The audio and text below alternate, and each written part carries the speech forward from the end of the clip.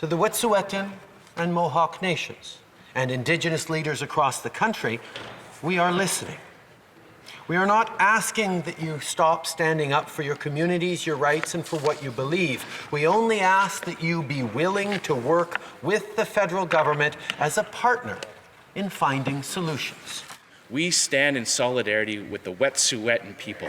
We stand in solidarity with the elected councillors of the Wet'suwet'en First Nations. We stand in solidarity with the majority of hereditary chiefs from the Wet'suwet'en First Nation who recognize that these types of projects and investments are the only way to lift First Nations Canadians out of poverty, give them hope and opportunity.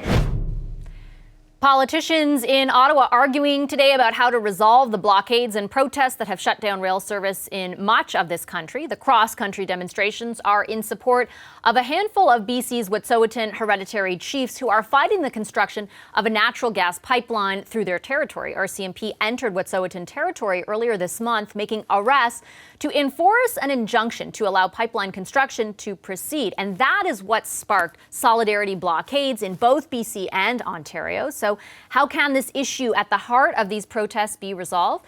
Chief Wose is one of the hereditary chiefs who opposes the Coastal GasLink pipeline. I spoke with him a bit earlier from Takla Lake Landing in BC. Hi, Chief Wose. Nice to see you. Thanks very much for making time for us. Good day. I'm wondering if I could start off by asking you for an update. Are there any talks currently ongoing between yourself, the other hereditary chiefs, and either the province or the federal government? I think at this time, the government are, in particular, the federal government, the ministers are really desperate to talk to other hereditary chiefs that are that haven't talked to us as a unit. They're picking and choosing. So no talks just yet with all of the hereditary chiefs in concert with each other. We're all deciding that we will not talk with the ministers. We will not talk with the government until the RCMP are completely out of our territorial lands, and especially where they're located at 29 kilometer on the Northwest Forest Service Road. So until we see that, then I don't think there will be any talks at all. And has that message been communicated to either the BC government or the federal government? Like, has that expressly been said, sorry, we're not going to talk until the RCMP leaves? Loud and clear through other media as well, social media. We've made it loud and clear. We're not going to talk with a gun pointed at our heads. That's not the way to do it. So Premier Horgan last week addressed this question, and he basically said he doesn't want to live in a place where the government directs the RCMP as to what they have to do. Does he have a point there? What's your response to him? Well, the minister is basically blowing air right now, as far as we're concerned. He put on his website that he was going to talk with the Wet'suwet'en chiefs regarding Wakos. And on February 3rd and 4th, he sent Scott Fraser there to Smithers to talk to us. We were still open to that, so we started talking to Scott, started to explain to them what the Wakos was and is. And keeping in mind that we said, Horgan, Mr. Horgan, you need to come and talk to us, and you need to be part of this. Instead, he sent Scott Fraser with a staged attempt to for us to agree with the access agreement for an access agreement for CGL, which failed. We didn't want that. And with that, CGL turned around and said to the police, enforce the injunction, and then BC walked away. So that's the facts. That's the actual truth. That's what has happened. But as to his argument that he put forth that politicians shouldn't be the one to direct the RCMP to do one thing or the other, what's your response to that? My response is that, like I said, that's all hot air. They can tell what the police what to do. Otherwise, what are they doing there to begin with? And so is the position then of the hereditary chiefs that the blockade will remain until until the RCMP leaves? I just want to be clear for our viewers. That's our message, loud and clear. We're prepared to talk, but we don't want the RCMP in that vicinity because of January 7th last year, and then February 6, 7, and 8 of this year, the same thing happened. Guns were pointed at us. People were bullied. They were roughed up and totally humiliated. Now, you don't call that peaceful at all. Anybody in this area, in this country, would not call that peaceful at all. If you'll permit me, Chief Wos, allow me to speculate for a second. Imagine those talks end up happening between hereditary chiefs, let's say, and the federal government. Or the provincial government? Is there a situation under which, or conditions under which, you would support this pipeline? For example, if the route was moved? I can't talk on that right now. It'll have to be together, the other hereditary chiefs. We need to talk about that. But we're not going to allow the media, or we're not going to allow the governments or CGL to persuade us to get into that arena just yet, because the facts are people circumvented us, totally humiliated us, totally insulted us by not talking to us hereditary chiefs, and yet the laws, as called so-called rule of law, is not even handled correctly by the federal or the provincial government. And then going down the pipeline, sorry for the expression, the RCMP themselves, they know damn well that enforcement and that injunction is illegal. Some of the parties that you just mentioned are right now highlighting the damage to the economy of the blockades so far, the amount of goods that are no longer being shipped, the number of passengers affected.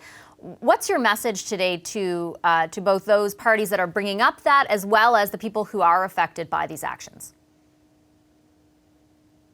Well, I'm not going to get into politics. I'm not a politician. I'm basically, I look at facts. The rule of law that they've mentioned all along, both by Trudeau and Oregon, you go back to those factual rule of law, Delgum of 1997. That's where it started for us, the hereditary chiefs, Wet'suwet'en hereditary chiefs. And as far as the economy and what is happening right across the country, you see the indigenous groups, you see the indigenous organizations out there. We're facing third world situations, all on account of your rule of law that is not being correctly handled, by all governments. So the economy, we're going to be part of it. The rule of law exemplifies that. Right now is the time to start thinking about that, because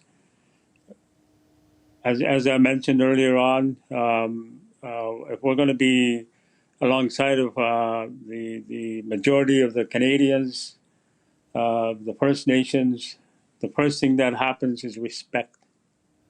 Respect is the first thing that needs to happen. And that'll trickle right down to your younger generation, into the schools, into the grade schools. And then you'll start seeing the equality that we need in this country. Okay, I'll leave it there. Chief Wos, thank you so much for your time. You're well welcome. The federal government is hoping dialogue with First Nations will resolve the blockades and protests that have shut down rail service in much of the country. But as you heard there, one of the Wet'suwet'en hereditary chiefs who sparked these demonstrations says they won't talk to the government until the RCMP is off their land. So what is the way forward for Ottawa? Mark Miller is the Minister of Indigenous Services. He joins us now from the foyer of the House of Commons. Hi, Minister Miller. Thanks for joining us. So let me start right there. Is that something your government is willing to do? Would you ask the RCMP to leave the Wet'suwet'en territory? Well, first, Vashi, I just got out of a meeting with the Prime Minister, Bill Blair, and Carolyn Bennett to update him on the situation. Things are moving on an hour-to-hour basis. We've opened up that dialogue both at Tyendinaga and Kahnawake to look at what the conditions are to de-escalation. Minister Bennett just got off a modestly productive conversation with Wet'suwet'en hereditary leadership to look precisely at those issues. What are those conditions that we can act on in a relatively expedient fashion to create those conditions to de-escalation that will allow rail traffic to pass? Everyone wants to resolve this in a peaceful situation. You have two peaceful sides, and that is the sole focus of the government at this time. So the condition that was set out, as I mentioned, by the Wet'suwet'en hereditary chief there was the removal of the RCMP. Is that something your government is considering? We're looking at a suite of options, Vashi, in fairness and in trust with the groups that we're communicating, including the hereditary leadership and the Mohawk Nation. We won't be negotiating those in public, but this is a discussion. It needs to be built on trust and open dialogue, which is what we're doing. And this is a situation that is the urgency of which puts us on an hour-to-hour conversation and not a day-to-day conversation. So these are ongoing discussions. These are discussions that I've shared with the Prime Minister, and Bill Blair and Carolyn Bennett and I have done as much.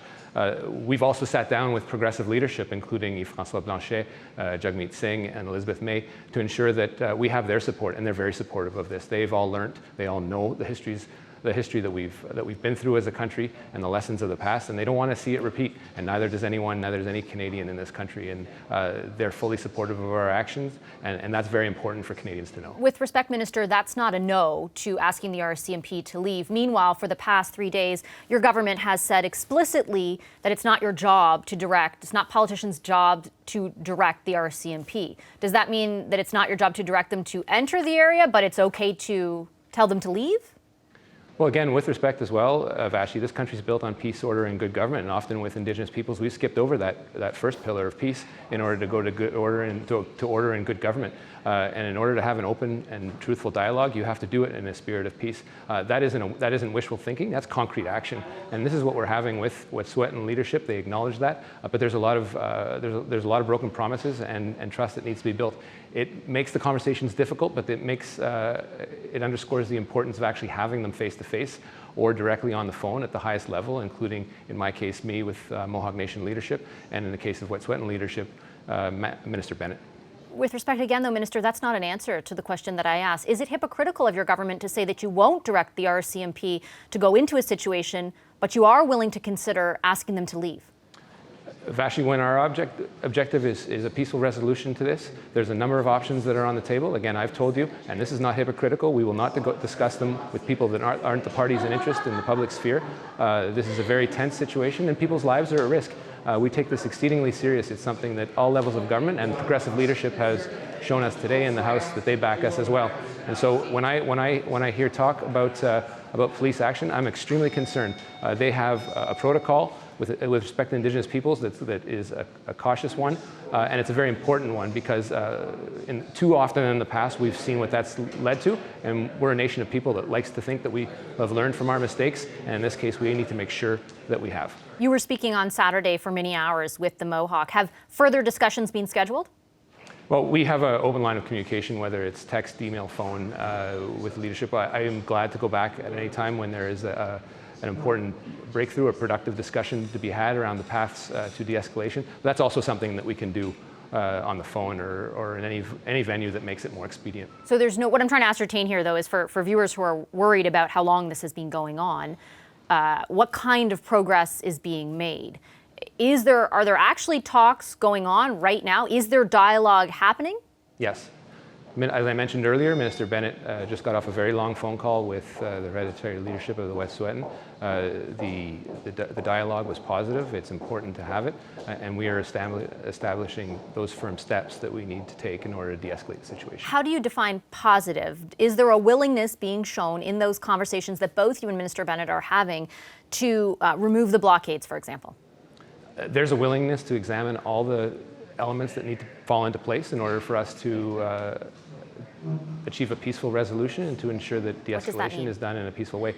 Well, that's part of the suite of options that we're examining, Vashi, and again, those in respect to the people that we're having who haven't actually been given that respect and courtesy over time. It isn't something that we negotiate in the public sphere, and I know it's very frustrating for Canadians, but Canadians should know that we're seized of the emergency of this situation, and that guides our actions hour by hour. I just see a breaking headline right now that that CN has laid off, the layoffs have hit 450 people among this. How long is it acceptable to your government that this current status quo, taking into account everything that you've laid out and the genuine arguments being made on every side, how long is the status quo acceptable to your government?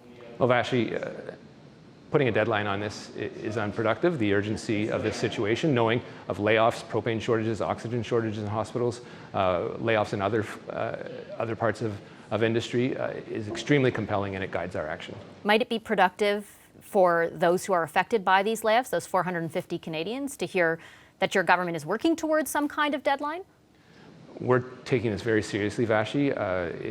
There are more potential layoffs, there are more shortages in sight, and that guides our actions hour by hour. Finally, you have invoked, and the Prime Minister did too, the idea of reconciliation and the idea that so much of what's happening right now is a product of the lack thereof of reconciliation in the past. I'm wondering if the message or the rhetoric that you're delivering should be called into question at all, given at the same time that you're saying all of this, you're also fighting, really, for example, a human rights decision that said that the federal government should be awarding compensation to kids, First Nations kids, who were so negatively impacted by the child welfare system. How can you say that this is all about reconciliation while at the same time pursuing an action like that?